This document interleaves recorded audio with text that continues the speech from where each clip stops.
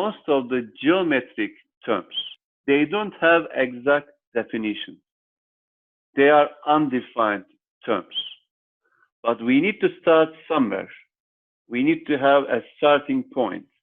If you want to count, you need to start with 1. Instead of 1, you may start with something else, but you need to start something. Let us start with 1. Now we are saying the first number is 1, but it may be 5. I will start with the basic figure. What is that figure? It is a point. It's really, really small, but they do a really important job in geometry. Without them, we can't do anything. Really small, but really useful and important. So a point is a definite location represented by a small dot like this one. This dot has no size, no depth, no width, no thickness. So it has no size, but this point has a size. Look at this. I can measure it, but we need to represent a point. Because of that, we will use a dot. Otherwise, we cannot represent it. They do a really important job in geometry. They may be the center of a circle, or the corner of a rectangle, or vertex of a triangle. So we need them to represent the location of something or position of something. Simple, but really important. What can you say about the dimension of a point? What do you think about the dimension of a point? We live in 3D. What about the point? The point has no dimensions. It has no dimension. We need to label it. We need to name it. We need to give a name because there are infinitely many points. We will use capital letters A, B, C. So we need to represent them. So we will use capital letters for representing points. If you want to denote a point, you need to use capital letters. That's it. So what's the next figure? It is a line. Okay, tell me something about a line. What do you think? What's a line? Something that goes on for infinite amount of distance. Wonderful, wonderful, Hamza. You are right. So we will have infinitely many points. It keeps on going forever here. There is no end. Infinitely many points that extend forever in both directions or opposite directions. Do we have a dimension here? There is one dimension here. There is only one dimension. You can go forward or backward. So lines are one-dimensional. Points have no dimensions. Now we have the first dimension, one dimension, line. This point A may go forward or backward. How can I represent this line? We have two ways. First way is you may use lowercase letters like L, because the first letter of a line is L. Most of the time, most of the math books, you could see this L notation, lowercase letter L, then M, then N. If you have more lines, line L, line M, line N. There is another way, using the points on the line. Here we have point A and B. You may name it. You may label it. I will write AB, and there is a baby line on it, AB line or BA line. Order is not important. You may write AB or BA line. So this is a notation for us. Then we have the following concept: collinear and non-collinear. Collinear versus non-collinear.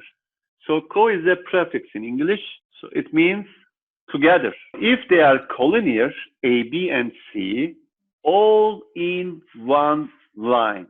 In other words, you can draw a straight line which is passing through point A, B, and C at the same time. So the definition is collinear points are points that lie on the same line.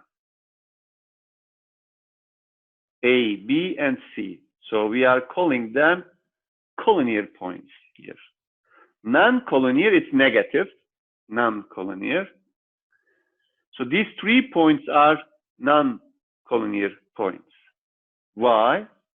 Because you cannot draw a straight line or form a straight line which is passing through point A, point B, and point C at the same time. Is it possible to draw a straight line here passing through A, B, and C? No, it's impossible. What about A and C points? Are they collinear points, A, C? Yes, they are. Yes, they are collinear. Look at this. I can draw a line which is passing through point A and C.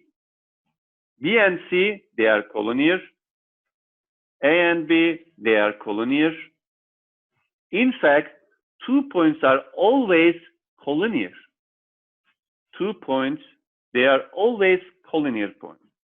So we have a postulate. We are calling that postulate. 2 points determine a line. First of all, what's the postulate here? What does it mean? Postulate is a mathematical term. You know what's a theorem? A theorem is a true statement that can be proven. You may prove it. Sum of the interior angles of a triangle is 180 degrees. This is a theorem. I can prove it. I can use some geometric facts. I can use algebra, and I can prove that sum of the interior angles of a triangle is 180 degrees. But postulate and axiom, it's a little bit different. A postulate or an axiom is a statement that is accepted as true without any proof. We don't have a proof for that. But how do we know that? By common sense. By common sense. You cannot find a counterexample. If you can draw another straight line which is passing through a point here, D and E, then it won't be a postulate anymore. But you cannot draw it. If we have only one point,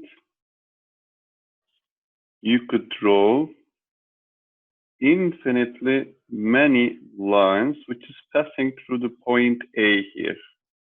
Look at this. First one, second one, third one, fourth one. So you could draw infinitely many lines.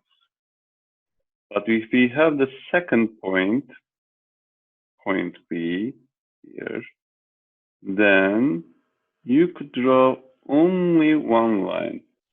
You cannot draw any other line which is passing through point A and B.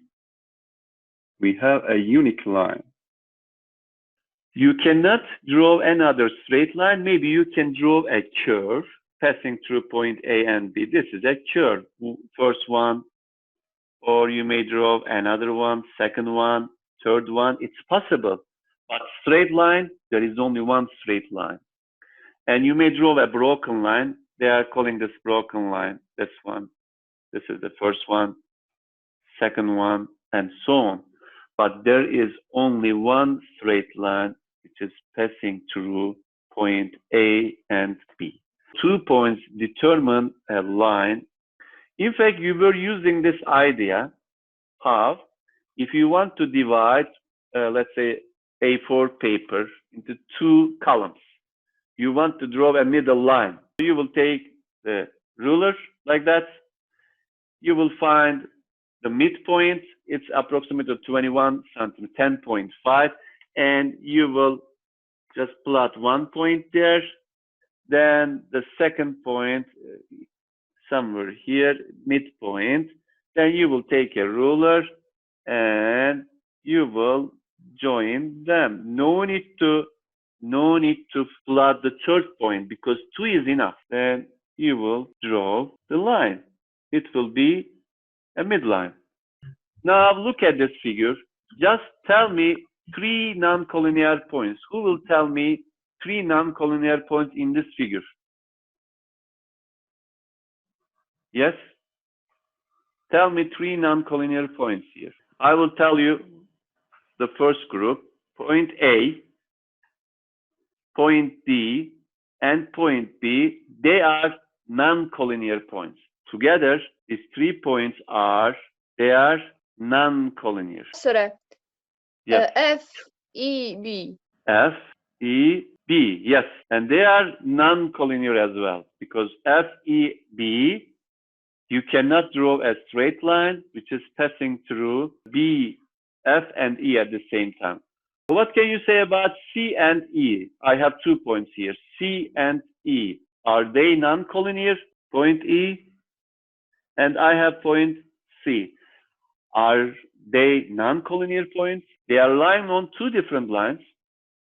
Collinear or non-collinear? Non. Look. Well, collinear, Professor. Collinear. Yes. What did I say here? 2 points determine a line. If you have 2 points, they are always collinear. Why? Yes. Let me show you the reason. Look at this. Because you can draw a straight line which is passing through point C and E. If we have two, no need to think.